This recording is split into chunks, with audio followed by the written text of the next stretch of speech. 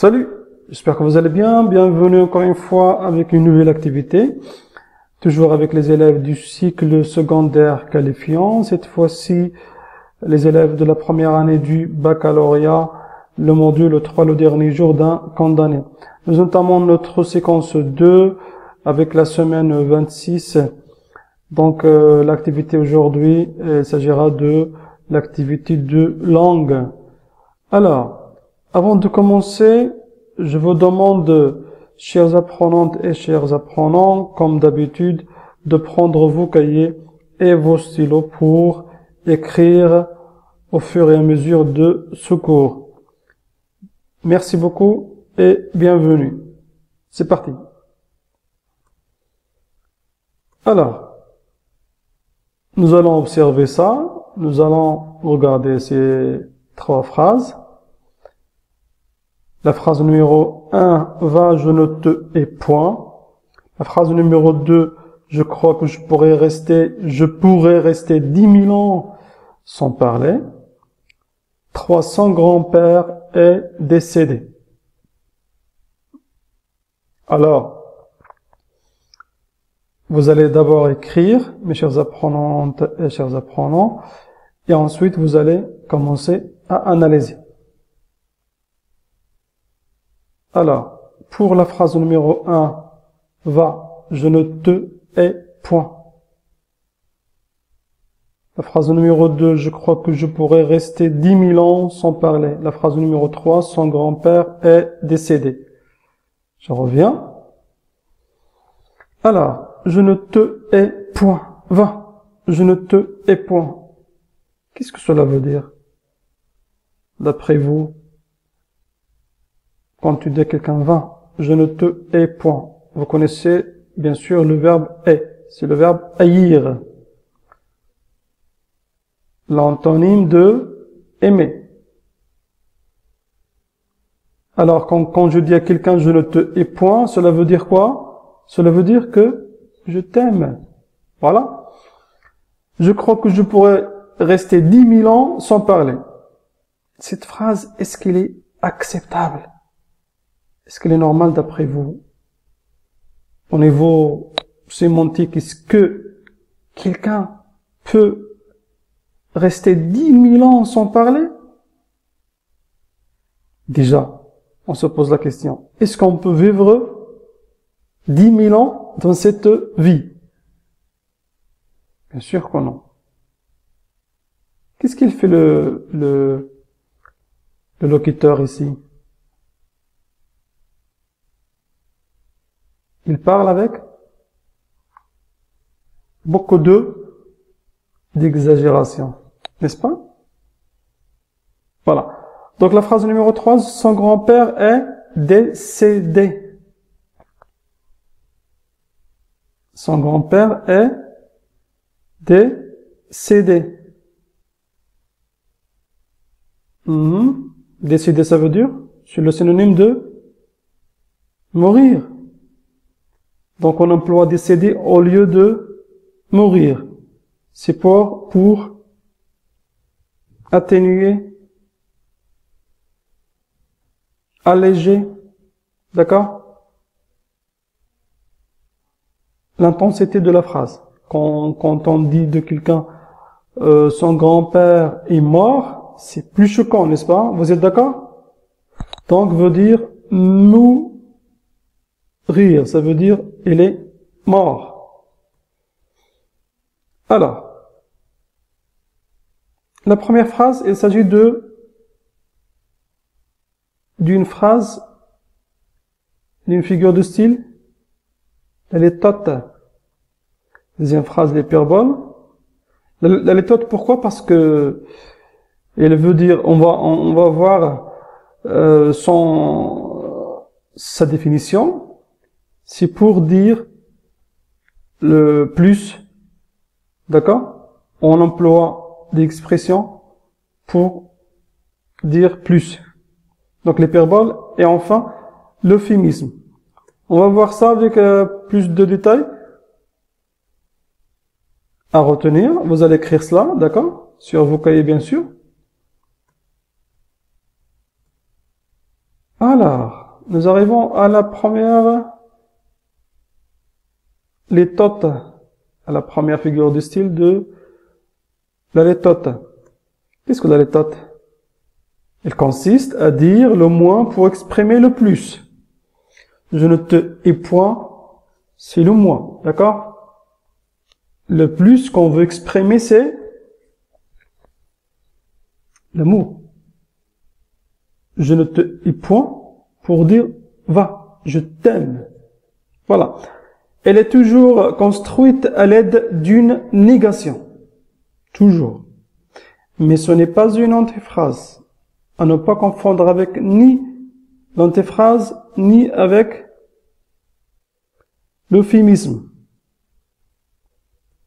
Nous arrivons maintenant à son effet recherché parce que dans l'emploi des figures de style, l'auteur cherche quelques effets sur le lecteur. En atténuant en apparence le propos, c'est en apparence, paradoxalement, on le renforce et on insiste sur la réalité. Vous êtes d'accord? La létote se distingue donc de l'euphémisme, qui atténue afin de masquer la réalité. D'accord? Il peut entrer dans le registre ironique. Toujours, il y a un petit peu de rapprochement, de ressemblance entre plusieurs figures de style.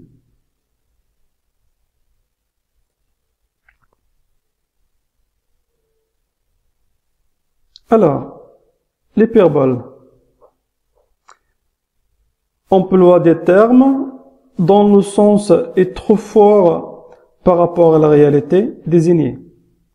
Comme j'ai dit, pour dire je peux rester 10 000 ans sans parler, je peux rester longtemps sans parler. Donc c'est ça la réalité. Son effet recherché, l'hyperbole appartient aux figures qui entrent dans le registre hippique et dans le genre de l'épopée. Vous connaissez peut-être l'épique, l'épopée. L'épique, c'est l'adjectif de l'épopée. L'épopée, ce sont des chansons en vers, bien sûr, qui étaient apparues, ou plutôt parues au Moyen-Âge. L'épopée la plus célèbre, c'est la chanson de Roland. Vous pouvez mettre ça sur l'internet, la chanson de Roland. Donc c'est de l'épopée. Il chante de l'héroïsme des chevaliers, etc. Donc on peut encore l'employer dans le registre ironique.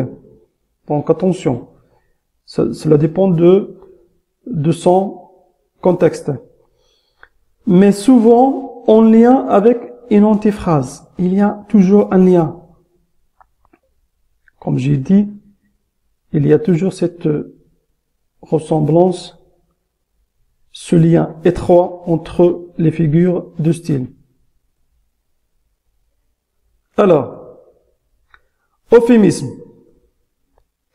L'euphémisme est l'emploi d'une expression plus faible par le sens que l'expression exacte. Nous avons vu, son grand-père est décédé. C'est clair? Pour ne pas dire qu'elle est morte, il y a plusieurs autres exemples que vous allez trouver, que vous employez vous-même, nous-mêmes, dans la vie courante. L'euphémisme. D'accord? Effet recherché, l'euphémisme consiste à présenter une réalité déplaisante, brutale, vulgaire. Donc c'est à présenter une réalité déplaisante, brutale, vulgaire. Donc l'euphémisme, il tente à masquer la vérité. On évite la connotation péjorative d'un terme trop précis.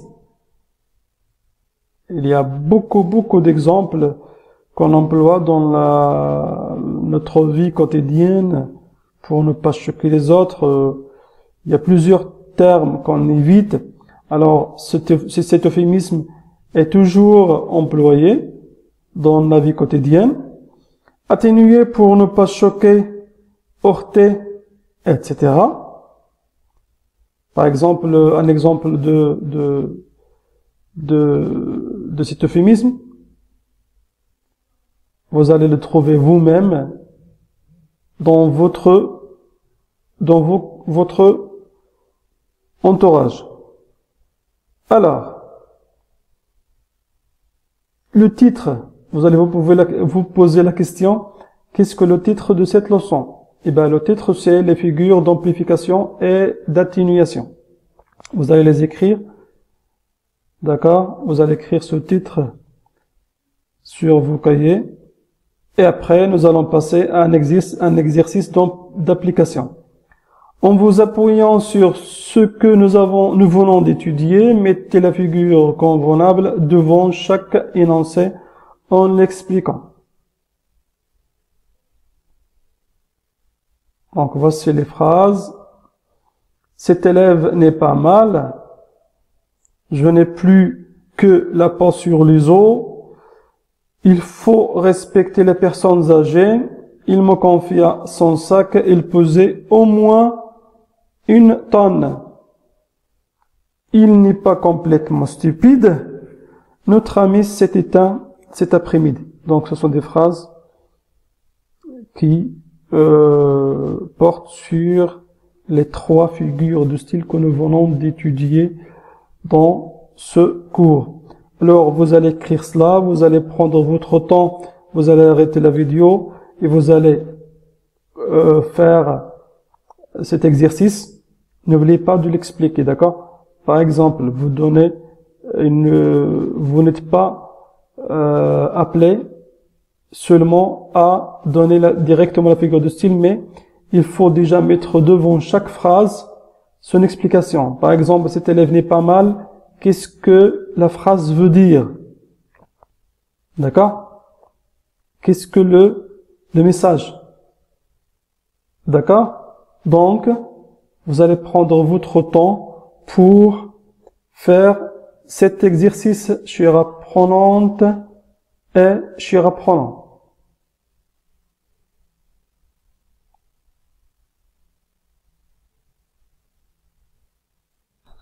Alors, vous avez terminé.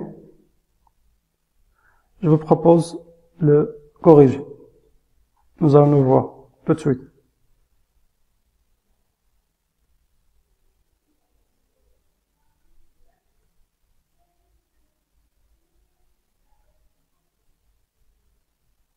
Alors, cet élève n'est pas mal. La phrase veut dire il est bon. La figure de style, c'est la litote. Deuxième phrase, je n'ai plus que la peau sur les os, qui veut dire je suis très mince. C'est une exagération, c'est l'hyperbole.